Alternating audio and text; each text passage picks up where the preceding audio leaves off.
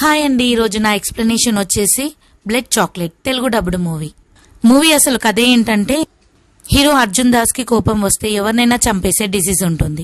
తను food delivery boy గా పనిచేస్తుంటాడు. Food delivery టైంలోనే 2 మర్డర్స్ చేస్తాడు. తర్వాత తనకి హీరోయిన్ పరిచయం అవుతుంది.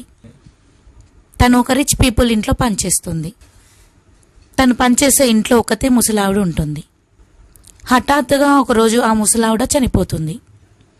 ఆ నేరం హీరో హీరోయిన్ పైన పడుతుంది. ఫారెన్లో ఉండే ముసలావిడ ఫ్యామిలీ మెంబర్స్ వచ్చి హీరో హీరోయిన్ ని బాగా కొట్టి పోలీస్ స్టేషన్లో అప్పచెప్తారు.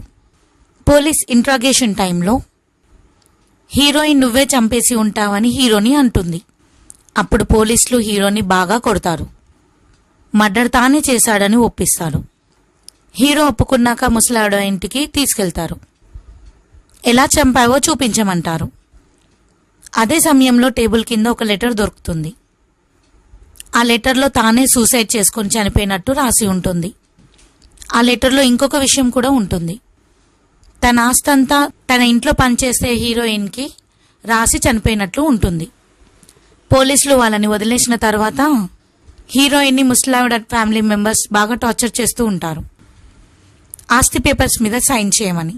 అదే సమయంలో హీరో మళ్ళీ ఆ డిసీజ్తో అక్కడికి వస్తాడు. వాళ్ళని ఘోరంగా చంపేస్తాడు. లాస్ట్కి హీరోయిన్ని అక్కడనే వదిలేసి వెళ్ళిపోతాడు. ఇదండి మూవీ కథ.